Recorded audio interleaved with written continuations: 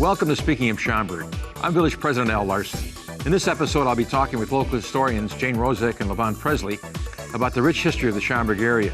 Then, Joe Podlasek and Joe Yahtzee from the American Indian Center will be here to talk about the exhibits and programs at the Trickster Gallery at Town Square.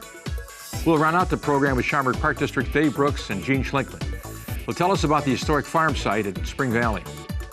All of this and more today on Speaking of Schaumburg.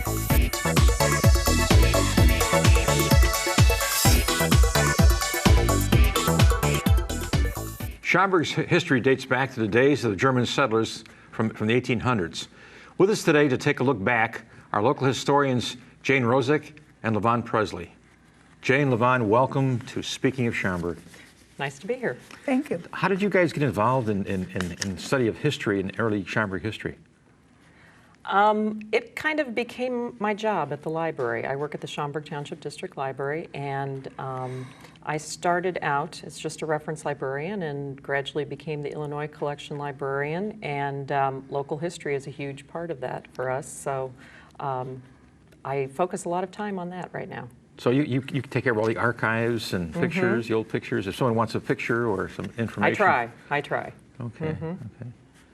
And Levon, your family dates back quite a ways here as far as Schaumburg is concerned. Is that correct? Yes, my father's side of the family dates back to the 1860s, and they were involved in farming during that time.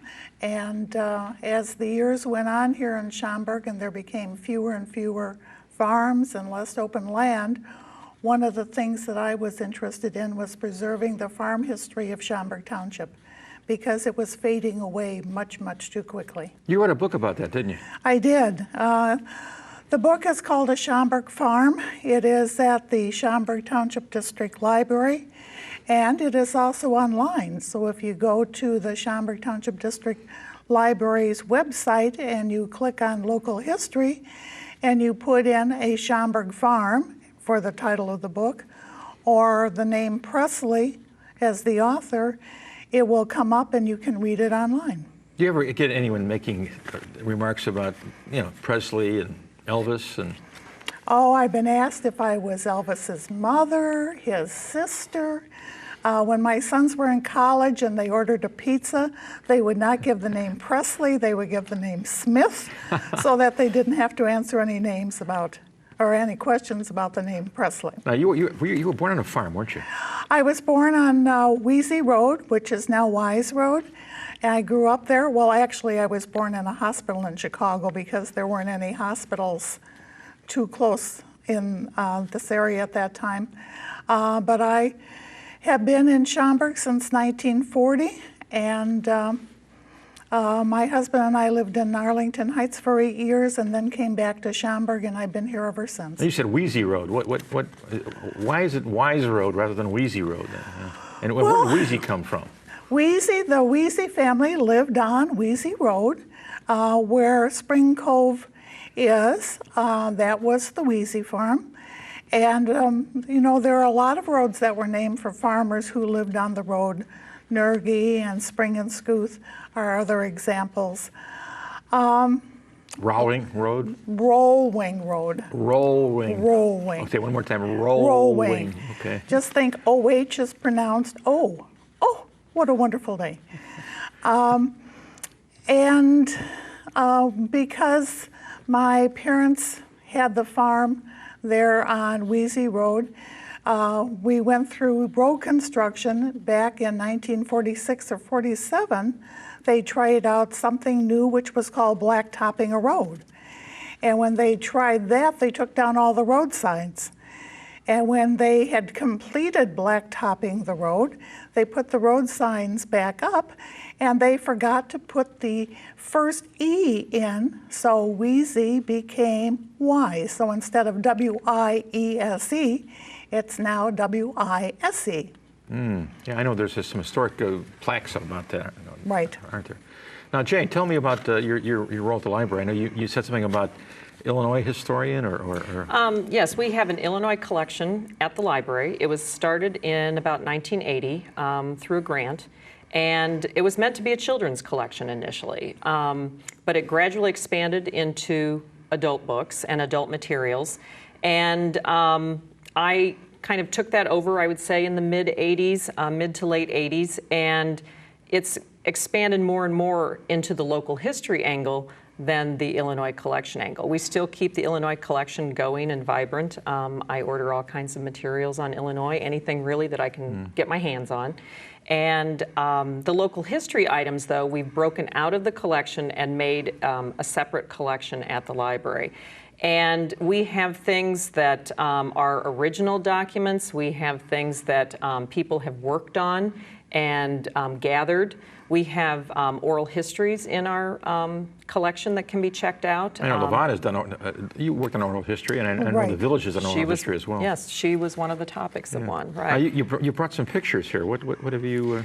I did bring some pictures. I brought some that kind of are representative of all of the different phases of Schaumburg, and just thought that they might be worth noting.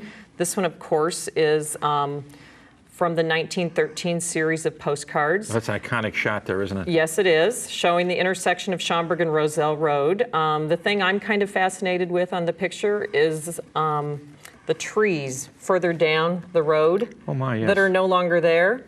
And there's two figures in that picture too, aren't there? There are. One's crossing the road, the other one's kind of standing with his hands on his hips. And and I always ask, you may be seeing something I'm not seeing. I've seen a little larger picture. Okay. Where you can make that out. But this is nice because it shows the bank building that is no longer. It shows what is now Lou Malnati's, and it shows what was then the Fenn's store, which burnt down in the 1920s. And just a nice representation of what rural Schaumburg was at the time. I have a favorite joke I talked to scouts about why is that gentleman crossing the road? And why is that? To get to the other side. Well, that would be true. You have some other pictures there. Yes, I do. Before we lapse into low comedy. Okay. This was kind of a famous one. This is one that was done shortly after this bridge was built. I think some of the men on here are laborers. This is the Wilkening Creamery in the background. So it was taken further down Schaumburg Road. There's a Springenskooth in that picture too. I believe we have a copy of that picture at the village hall down at the lower level that has somebody has written in the names of some. Right, and some of them are here. This is a Sporlater, I think. Yeah. I think my eyes aren't the greatest, and a Nergi. And the way we kind of dated the picture was this little girl right here who's identified. It's Tilly Moeller, and we know when she was born, so we can guess what age she is here, probably about 4 or 5, and so we can sort of date the picture, which is nice. This is an example of a Schaumburg Township family, German family. It's the Heinrich and Mary Hasseman Hartmann family. And, there's a Hartmann house too, isn't there? There is, yes. Which house is that? It is called the Blue House, kind of colloquially, in the area. It's kind of light blue now, isn't it? It is. On Schaumburg Road. Right. Yeah, just east of Roselle on the north side. Right. The couple who are in the picture had about 1,200 acres originally, and they split it amongst their kids, their sons. And then they retired and built the Blue House. Boy, I can imagine working 1,200 acres. I know. That's why you had a large family. Not even Levon could keep up with that. No, not at all. Then I kind of segued into the gentleman farmer period. There were a number of gentleman farmers in the area, probably starting in the 20s, 30s, 40s. Wayne King? 30s. Yes. Especially the 30s with the Depression, and the farmers lost their farms. They bought them at tax sales and that sort of thing, right. Yeah. This is a photo of the Frank Rathje farm that was at the intersection of Plum Grove and Gulf Roads, the northeast corner. Now you have some pictures there yourself, Levon. What is that one you're showing? This is the farm where I was raised. This is the one that was on Wheezy Road, now Wise Road. And across The road, which is here, now is all developed. So this was at a time when this still was all farmland. It was taken about 1950. Okay. That's 10 years before Schaumburg really began to develop. Right. Well, this is very, very interesting. Now, if someone wants access to this, they could contact you at the library. Yes, they can. And what is that that contact number, that web number? It's well, you can contact me directly. My phone number is 847-923-3331, or I'm on our website under our contacts button, and my email address is there too. Oh, thank you. Thank you, Jane, and thank you, Levon. That was very interesting. Thank you. You're welcome. Up next, the only Native American operated fine arts institution in the state of Illinois, and it's right here in Schaumburg.